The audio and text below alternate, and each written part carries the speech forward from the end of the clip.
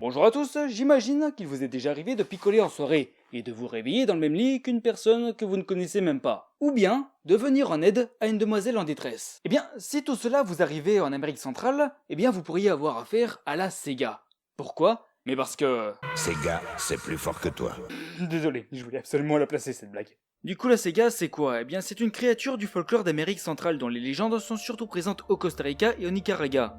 La Sega, qu'on peut aussi appeler la Siwanaba ou la Siganaba, serait une femme diabolique. Une belle femme certes, mais diabolique voire maudite, à tête de cheval ou bien casquée d'un crâne de cheval. Elle est soit vêtue d'une longue robe blanche ou pas du tout vêtue. Mais elle est coiffée de longs cheveux noirs et des yeux rouges ou verts ou noirs.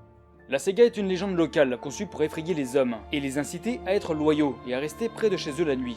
Et oui, car la nuit, les Segas se placent sur le bord de la route, feintant d'être en détresse ou bien prennent un bain toutes nues dans un lac plus loin. Et leurs principales victimes seront les hommes ivres chevauchant la route. Charmés par sa beauté et oubliant leur relation, les hommes proposent de l'accompagner chez elles. Mais quand ils se tournent vers elle, leur rêve devient un cauchemar. La belle femme a disparu et a été remplacée par un monstre à la tête d'un cheval, accompagné d'yeux rouges brûlants et de grosses dents jaunes, terrifiant les hommes, parfois au point de les tuer et dans certains cas, leur faire perdre la tête.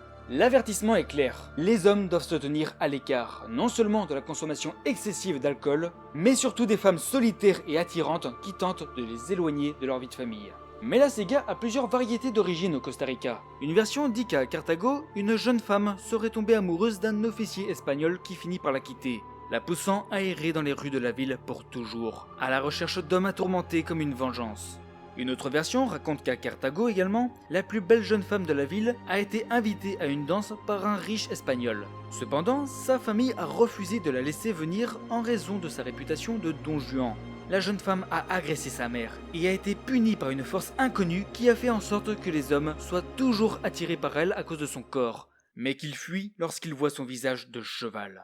Mais attention car les femmes ne sont pas dispensées de cet avertissement, donc prenez garde mesdames lorsque vous buvez en conduisant. C'est ce que je viens de dire.